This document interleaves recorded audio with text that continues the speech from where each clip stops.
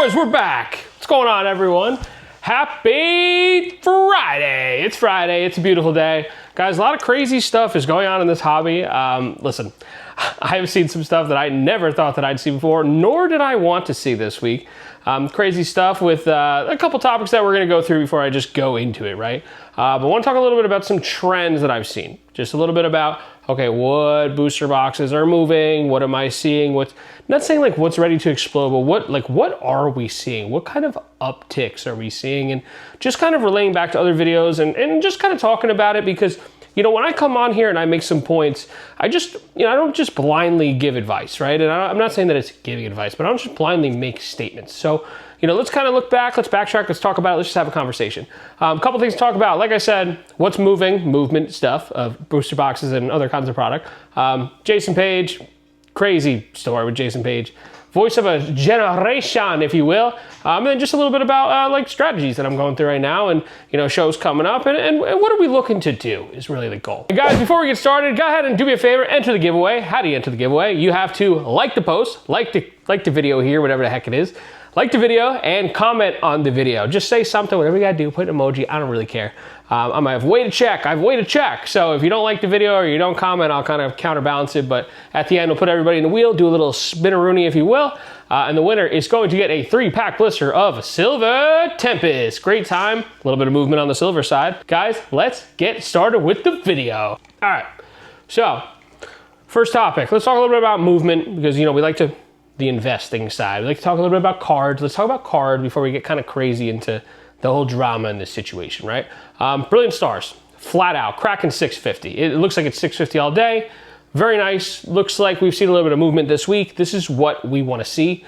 The fact that Phantasmal is still hanging out around 450. I don't know if it tells me more about that Phantasmal is just a great set in the sense of it has a huge heavy hitter. It has a little Tom Brady, that Charizard of it, that's going to carry the set, if you will. Or if that Brilliant Stars is just missing something. Is it lacking? I'm not really sure. But always, as we've seen in the past, older does prevail. You know, you can look back at Sun and Moon, you can look back at the XY era, look at the price of these boxes, look at the cards that are in these boxes. They're just not that good. Comparatively, don't get me wrong, there are some good ones. I don't want to make a black and white statement there, but I'd rather a lot of Sword and Shield than I would of a lot of the XY, if you will, and some of the Sun and Moon. They're just different. They have their own capabilities, but I really think that the ceiling is very uncapped for Sword and Shield, and we're going to get there eventually, but today's video is not to rant about Sword and Shield, okay? I just want to say Brilliant Stars hitting 650, pretty nice. Destined Rivals, starting to touch above 6. We're starting to get past it, which, you know, look, I'm not going to show you data. I'm not going to get into, oh, look at TCG Player, we've got sales. The case of Destined Rivals, 6 boxes. What's 6 times 6 at 600? It's 3,600. A case is selling around 4K. We're getting close to $4,000. What does that tell me? Destined Rivals, I really believe that this, you know, listen, this print is going away. We're not going to have booster boxes. We've lasted a little bit too long. We're just not seeing booster boxes of Destined Rivals. Is there going to be a second wave? I just don't think so, guys. I really don't think so. I think the timing of Destined Rivals is starting to run out. So let's stick consistent with it. Let's stay with it. Let's continue to pick up Destined Rivals and appreciate Destined Rivals for what it is. Let's not veer away from it. I believe that it's going to stick at that 4K per case price mark. The boxes are going to go up and spread out a little bit, probably get to that like 650 range, if you will. Destined Rivals, same price as Brilliant Stars, to me is kind of insane, but hey, that's the reality that we live in. Next point here. Celebrations, UPCs. I had a buddy of mine hit me up, you know, I'm not going to say names or anything, but he hit me up on Instagram and he's like, yo, that video really enlightened me. And if you want to come on here and comment and say like, you know, that was me, I don't really care, but I'm not going to, you know, say names. But the Celebrations UPC, guys, we're getting up to $1,300 on the Celebrations UPC. It is starting to run. It's starting to happen.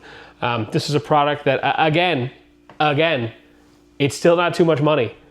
Get it soon. There's too many capabilities in this box. Trust me when I say it's running away, and it's going to run away from you soon. With the 30th anniversary coming out, are some of the slabs getting hyped up and they're going high in price? Yes. Are they going to tank when the 30th comes out? Maybe. Like, it's really anyone's guess. But a product like the Celebrations UPC, that is the crown jewel of Celebrations in my opinion, I highly recommend getting one soon. Just one. Just have one. and trade some other stuff in your collection and just get it and just do that and make sure that you have some. That's my recommendation with it. As I mentioned before, another little movement. We got the Silver Tempest, really solidifying in the 550 600 range. We talked about this about a month ago. We're noticing that it's actually just catching up to the other sets, that it's on the same level as the Brilliant Stars, the Chilling Reigns. Listen, it's a little bit above Astral, but Astral's still good. And yeah, Silver Tempest kind of just found it's just nudged its way in there. They're still a little bit below Lost Origin. I do think we're closer from Lost Origin jumping to 1,000 than we are from Fusion Strike hitting like 2,000. And I know that, listen, with that statement, I know that the numbers are like, it's easier for that to happen. But my point of it is that I think that Lost Origin is still a pretty good set, whereas we know Fusion's a really good set, just based on where the money's being put. Maybe it's the color of the box. I'm not really sure.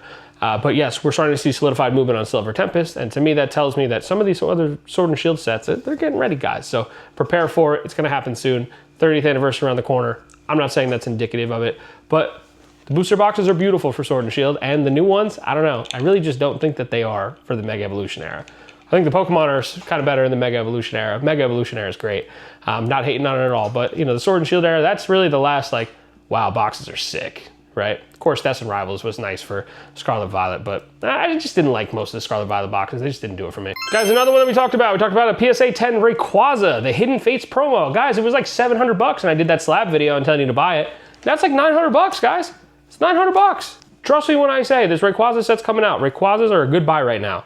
Don't pass Rayquazas. Hoard them. Get them now. Anything. Any Rayquaza. I don't think you can miss on Rayquaza. If we do get an Emerald Dream set, whatever the hell it is, another Emerald Dream, Rayquaza's going to go to the freaking moon. Rayquaza's an awesome Pokemon. People are waiting for it. I know it's Rayquaza. I still call it Rayquaza. Don't care. Get Rayquaza soon. Guys, and then one of the points that I had mentioned earlier that I want to talk about today, the Jason Page boosters and bangers drama.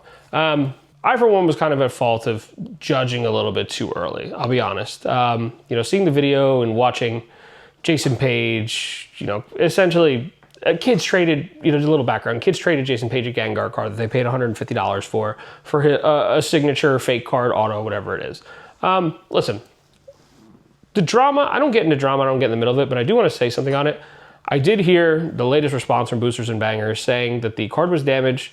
A damaged Gengar usually goes for around like, I don't know, $40, $50, $75, whatever the heck it is, right? And he sold it to the kids for $150. Well, he traded it to the kids for $150 because it was damaged and it could make a PSA 1, which sells for $300. All right. Now listen, I'm all for really clean raw that don't have sales and don't have comps and don't have TCG player to rely on. Sometimes you got to get 6, 7, 8, and 9s to kind of find a fair price. And, what is someone willing to pay for it? What is someone willing to trade for it? I even trade with friends this way. Listen, if it's a really, really clean vintage raw card, it is very hard to find comps for it. There just aren't sales on really, really clean vintage raw cards. And the reality of it is because a lot of them are graded already. So there's not enough really, really clean vintage raw cards to go around with sales. And that kind of creates this ecosystem of, if it is really clean, it was probably cracked from a 7 or an 8. That's the only way the clean ones are. People aren't really opening packs, so the prices are getting too much. You see where this is going. My point. You cannot take a damaged card and double the price because a PSA 1 sells for X. Because that could easily grade a PSA 2 and then nobody freaking wants it. It is hard to get a PSA 1 because you're dabbling in the line of, is the card going to be authentic by PSA enough to grade it a PSA 1? They don't just grade messed up cards and just give them a PSA 1 because they feel like it. If the card's too damaged, they're not going to give it a 1. They're just going to say, don't hold her. So a lot of people don't know that. You cannot just take a damaged card and charge the price of a PSA 1 strictly due to the fact that if it PSA 1s is worth double. You should grade it if you want it to be worth double. It is not the same as a clean vintage card because the clean vintage cards are usually graded and protected in the slabs. Damaged cards are the ones that are out of slabs. And that is the problem with charging double for a PSA 1 comp on a raw card. That raw card is not a PSA 1. Listen, I understand it's the same thing. The near mint card is not a PSA 7, 8, or 9, but when there's no data at the top up there, it's hard to find a right price because the person who's selling it is just going to go ahead and the person who's buying it is going to flip it and sell it for these prices that are in that same data because somebody's going to pay for it to grade it to get it to that grade. Get what I'm saying? And then the price is going to get there.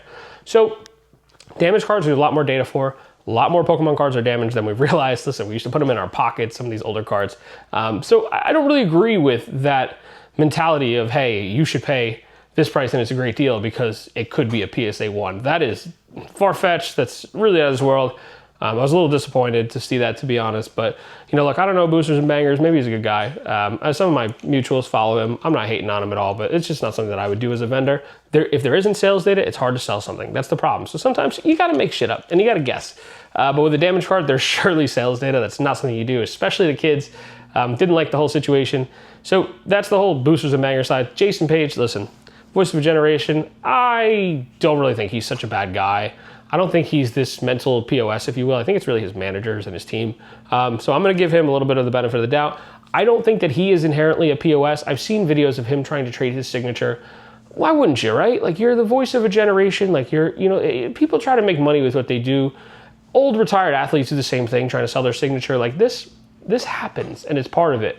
I honestly feel bad for Jason Page because he kind of looks like a loser when he's doing this stuff. But, you know, look, he did sing the Pokemon theme song. I sing the Pokemon theme song to myself all the time. I got a special spot for him in my heart.